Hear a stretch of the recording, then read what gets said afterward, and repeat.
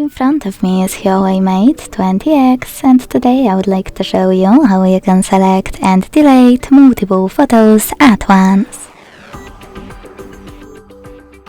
Begin by selecting Gallery app and picking Photos or Albums at the bottom.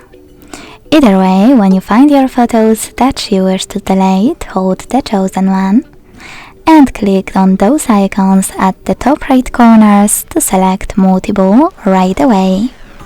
To keep some of those photos, click on them, and to get rid of the rest, use Delete button at the bottom. Then confirm your choice in the pop-up.